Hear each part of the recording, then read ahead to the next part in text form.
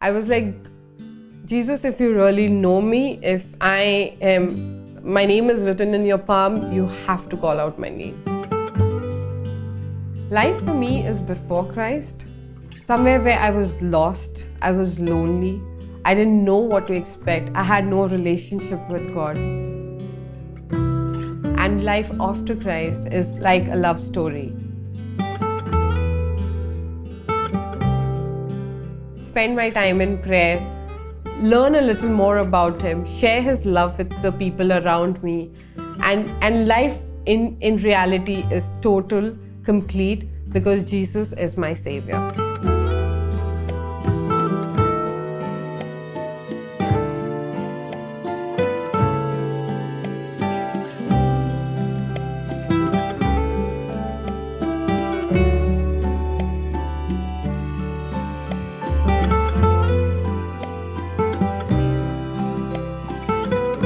My name is Vijaya and I currently live in Bangalore. I've been here for almost 15 years now. I work as an HR professional in an IT firm in Bangalore. I was born and brought up in Goa, but I'm a North Indian by origin. My father got a job in Goa, and that's how we settled down in Goa. Being a North Indian, I think everyone around was so fair, and some of the biggest challenge that I had was I was on the weetish side, which kind of made me feel always a pressure, and also it kind of made me feel bad that why did God make me the way He made me. I would be bullied by people around me because of my complexion. And that's how, my search for God started, because I wanted to know who this God is. And I come from a Hindu background, and in our religion, typically we go to the temple, we pray. So my father had great faith. I remember my father would pray in the morning and in the evening. He had his own set of like half an hour prayer which he would do, and pretty loud, and that's the only thing I know about prayer. And my mom would also pray, but she was very silent, so we would really not know much. But in reality, for me, prayer was very transactional. It was something where we asked God for something, a favor, and that's when we would get it. That's all I knew about Hindu gods. I still remember as a child, my dad would take us to the temple on every Saturday. He would take us to a Hanuman temple. I would go over there. I would do exactly the way he would do. I would, bend down, bow. But I had no understanding of what am I doing and why am I doing. I did not know God. Because I didn't know God, I didn't know what to ask from or even expect from Him. All that I knew that if I go to the temple, I would get prasad and also a nice trip with my father to spend some time. So that's the only transaction that I remember about, going to the temple. So growing up in Goa, I think anyone can imagine how it is. We had a lot of fun, especially when you go to college. You have certain level of freedom.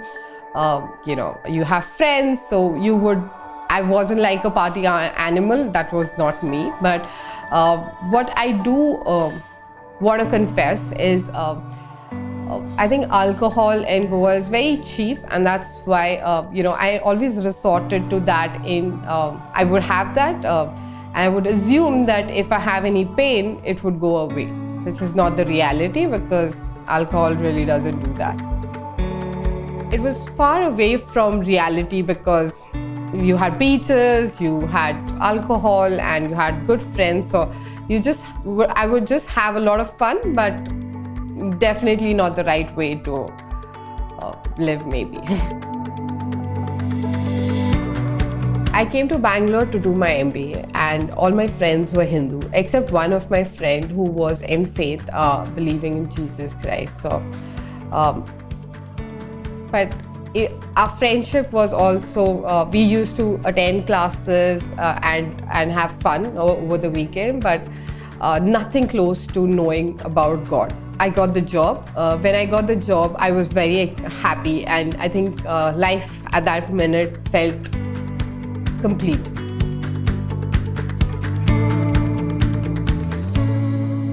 I had a friend who, I was considering getting married to. He was from the Christian family.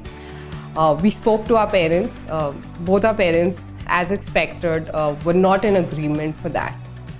Because of which, I think we just parted our ways. When we parted our ways, because it was, we honestly wanted to spend life together, I think it created a kind of depression for me. I stopped eating, and the good thing is I lost weight, but there was nothing else that was good about it, because I started losing a lot of hair. I lost all my confidence level, and I was just so angry that why is everything happening to me? I think his father had spoken to a counselor, and the counselor said she's not the right person for him. And so for me, counselors were the ones who were the not so good people. So I wanted to meet a counselor, because I was like, who are these people who are predicting future? And why are they predicting about me? So with that anger, I still remember walking into St. Anthony's Prairie. I went there. I remember walking into this father with a brown habit he was wearing. And I'm like, Father, I want to talk to a counselor. So he's like, yes, tell me. So I thought he did not understand my question. I said, Father, I want to talk to a counselor who can predict future. So Father was like, well, I cannot predict future, but I can talk to God, and I can tell you what exactly you're looking for. I said, can we talk right now? And he was very welcoming. He took me to the room, and he prayed over me, and he told me, I see a vision, and the vision is of a hen, and the hen is scared and is looking down. So at that moment, well, really it meant a lot to me, because I knew I was the hen, and I was looking down in my life because I didn't know where to go. There were things that he said which were very personal, and I knew that God was speaking to him. But I didn't know who this God is. So I remember Father had said that, well, we're having a class which is going to be about Jesus, and to know him. If you are interested, come. You can come. And it's going to be at 5 o'clock. Because it was on Saturday, and there was nothing that I had to do anyways on Saturdays. I had no plans because I had no friends now. I was too lonely, too depressed. I said, why not? Let me just go for the class and come. I used to attend. I attended the first time, the second time, and I don't know how and when. It just became a part of my life. What was the most interesting thing is I met a lot of people over there with great faith. And that was my Divine Spark family. Everyone, including my godmother and my godfather, which is Litwin Auntie and Wilson, they had great faith. They would say that God spoke to me. God told me this. I'm like, in my mind, I was like, hang on. Who's this God who speaks? I have no idea about a God who speaks. So that created the curiosity in me to know a little more about this God. I wanted to know more and more and more. And slowly and surely, God started working wonders in my life. I got so hooked on him that I would attend early morning mass, 6:30 every day. Whether it's raining or it is, I slept too late, I would still get up at sharp 6 o'clock, 6:30, I would make it to the mass. Every Saturday, I had a life which was revolving around, going to Divine Spark, meeting my family, knowing about Jesus, and it was as if I was in love again. It felt like being in love with God, because I really loved everything I got to know about this God. Because now I had a God who who was real, who loved me and who died for me. Initially, for me to comprehend the idea that God died for my sin was impossible. I still remember that I had gone for a retreat, and that was in fact my first retreat, and it was Lent season, and I had stopped eating. So during Lent, I said, okay, as it is, I'm not eating, so let me call it a Lent fast. And I used to eat only one meal. And during the other time, I would spend most of my time, either in prayer or, thinking about life ahead of me. I told God, if you're real, because I haven't experienced a real God, if you're real, I want to meet you. I want to experience you. I want to have a relationship with you. It was the first time in my life I saw a convention hall flooded with people. There were so many people, and there was adoration. There was people were chanting. They were talking in tongues, and it felt a little strange for me. But I was like, this is magical. What is this? But my desire to know God was so earnest, I could say, that that I was like, God, I don't know anything. I want to know you. I want to touch you, and I want to know that is my name really written in the palm of your hand. I remember Lent season. It was summer. It was hot, and I was praying, God, I want to touch you. And that time I closed my eyes and I could feel the same breeze that touched my soul. And I knew at that minute that it was God.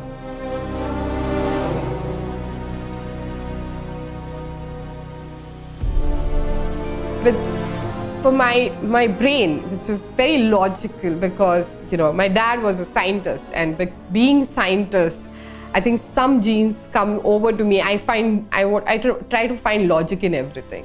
So somewhere in my heart, I was like, this is God. And the other part was telling me, Vijaya, don't.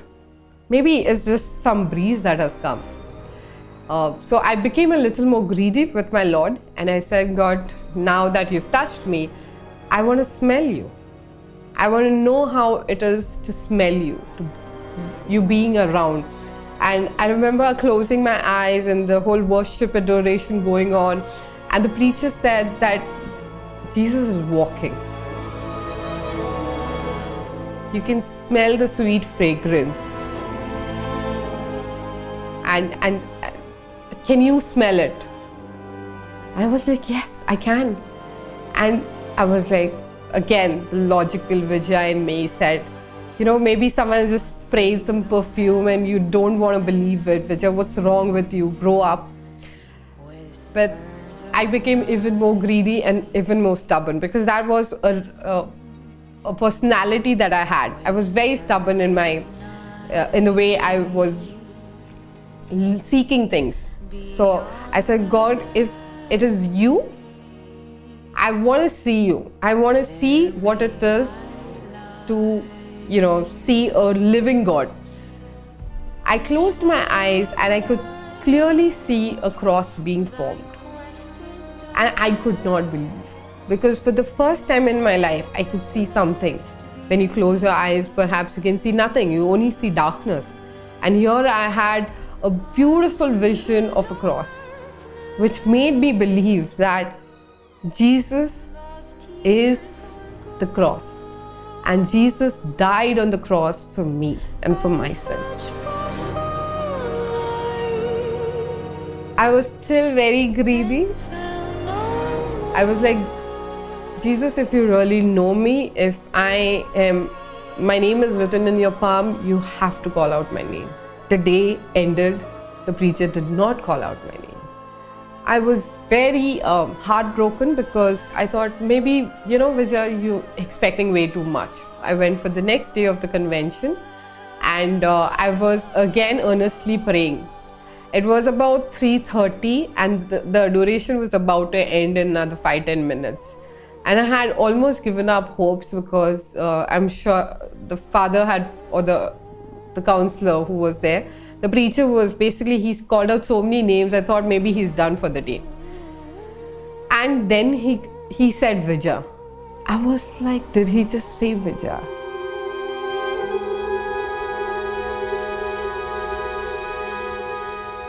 It was as if my whole world became complete, because now it was reality for me that God knows me. He has my name written in the palms, and it was a reality for me. From there on, there was no turning back, because now I had experienced a God who would speak to me. And these supernatural experiences that I had were not the only thing. I was experiencing God every single day. So I started my journey in 2012 itself. First Jan 2012, I met Father Dominic, and about October 2nd, I decided to follow Christ and follow him for a lifetime. But before that, I think that decision was so difficult for me, because am I really going to turn back? I'm a Hindu and I have to go back to my roots. So what am I even saying over here that I'm not going to turn back? And at the same time, I didn't want to leave Jesus, because once you've experienced Christ, you cannot leave him. I mean, it's a captivative love that you've experienced and you will not leave. So I spoke to Father Dominic, I spoke to Lidwin Auntie Wilson, and we decided to get baptized. And on 2nd October, I went, accepted Christ for the rest of my life. And I remember the chapel, I went over there, I prayed, and I said, 2nd October 2012, I'm getting married to you, Jesus. But how I get married is your lookout. You have to get me married within 2 years' time. I don't know how, who, what, I have no idea, but it is you who's going to get me married. I think it was just an innocent prayer with no expectation, because that's the beauty of love. You don't expect anything. But my dad was searching rigorously for a groom for myself. So it was almost like every year he would take me to, we had to travel all the way to north, maybe to Delhi or UP, wherever, and we would go and meet guys. So I remember every time I would go to meet a guy, I was a little sad, because I didn't know what to expect, but at the same time I was not sure what God's plan is for me. And my dad had arranged for an alliance. He was supposed to come with his family to come and meet me, but I had no expectation. I did tell him, we had a Zoom call meet before we actually met in person, and he told me about himself, about everything about him. I did not want to spend my energy talking about my faith, because I knew that this is not the person in my mind, and I just was very casual about it. So I had got chicken pox and I had gone back home.